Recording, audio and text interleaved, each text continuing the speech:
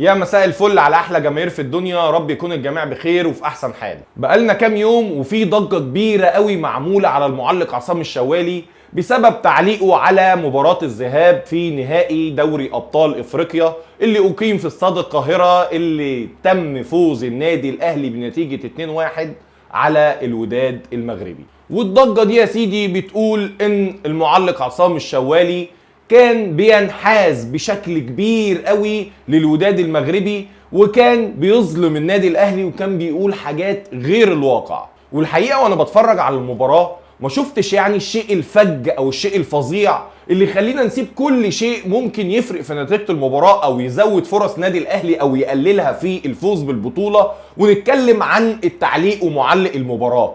يعني انت عندك مثلا يعني على سبيل المثال التصوير. هل التصوير عجبك؟ يعني التصوير ده اللي ممكن يفرق او يأثر بشكل كبير جدا على قرار الفار. هل التصوير كان عاجبك؟ طب بلاش يا سيدي التصوير. هل التحكيم نفسه كان راضيك؟ يعني انت شفت ان انت خدت حقك تحكيميا؟ هو دي الحاجات اللي ممكن نتكلم فيها، هي دي الحاجات اللي ما نسكتش عليها. مش تقول لي معلق وتقول لي اصل هو قال وما قالش، وفجأة لقيت الاعلام كله بيتكلم في الموضوع اللي ليه في الرياضة واللي ملوش. الاعلام كله، يعني ناس تقول لك اصله ظالم، وناس تقول لك اصل الاهلي هو اللي شهره. واغرب حاجه بقى سمعتها بصراحه ان بيقولوا لازم نقاطع بي ان سبورت.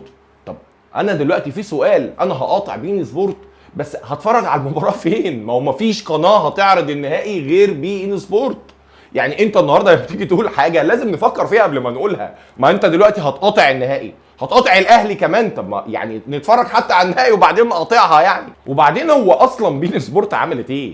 هي لا جابت واحد مغربي ولا جابت واحد مصري، راحت جابت واحد تونسي. صحيح هو ماشي شغال في بين سبورت، والمفروض بين سبورت هي اللي تبقى متوليه الموضوع، بس انت لو بصيت للموضوع هتلاقيها ما غلطتش. يعني هي النهارده المباراه بين مصر والمغرب، لا جابت واحد مصري ولا جابت واحد مغربي، جابت واحد تونسي. هو بقى ليه ميول او هو بينتمي او بيشجع الوداد، دي حاجه تانية خالص بقى. وبعدين برضو يا جماعه لازم ما ننساش ان عصام الشوالي ده اقوى معلق رياضي موجود في الساحه حاليا وبلا نقاش، يعني ما فيهاش نقاش.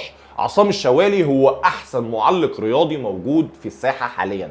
واصلا ايه هو معيارك عشان تقول عليه متحيز او لا؟ يعني ايه هي الاسس اللي انت حطيتها فبالتالي طلع لك النتيجه ان هو منحاز للوداد؟ هتقول لي ان هو كان بيفكر للوداد وكان بيفكر لهم في التبديلات او الحاجات دي. هقول لك ان ده من الممكن يكون شيء طبيعي جدا. ليه؟ لان الاهلي بنسبه كبيره جدا كان مسيطر على كل اجواء اللقاء، خاصه في الشوط الاول.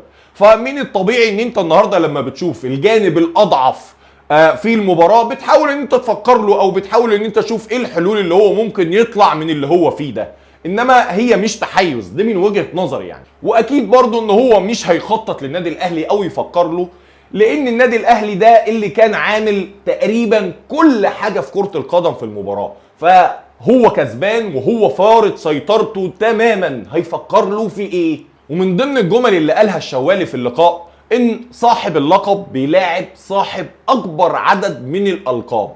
وهو هنا بينقل الحقيقه او الواقع، لان النادي الاهلي طبعا صاحب اكبر عدد لالقاب دوري ابطال افريقيا، والوداد برضه صاحب اخر لقب. فهنا الراجل ما غلطش. طيب هو لما كان النادي الاهلي بيجيب الاهداف كان بيتضايق مثلا؟ لا خالص، كان بيحتفل وكان بيتكلم بشكل كويس جدا، وقعد يمجد في حسين الشحات بشكل كبير جدا. فهو ممكن يكون كان ميال شويه للوداد، لكن مش ده اللي انا شايفه ان احنا نعمل عليه كل الضجه دي. طيب سؤال كمان، هل مثلا عصام الشوالي من عادته ان هو دايما بيقلل من الاهلي او بينحاز ضد الاهلي؟ بكل تاكيد لا، بكل تاكيد لا.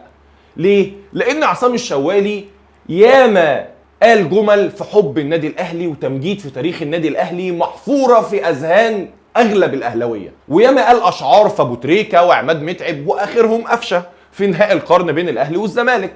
انا بقول الكلام ده لان في الاخر عصام الشوالي ده مش مصري، وبي ان سبورت دي مش قناه مصريه. يعني انت كنت تزعل قوي او تتضايق قوي وتعمل ضجه كبيره قوي لو كان مثلا الكابتن علي محمد علي او الكابتن احمد الطيب هم اللي بيذيعوا، او كانت مثلا الموضوع ده كله على قناه مصريه.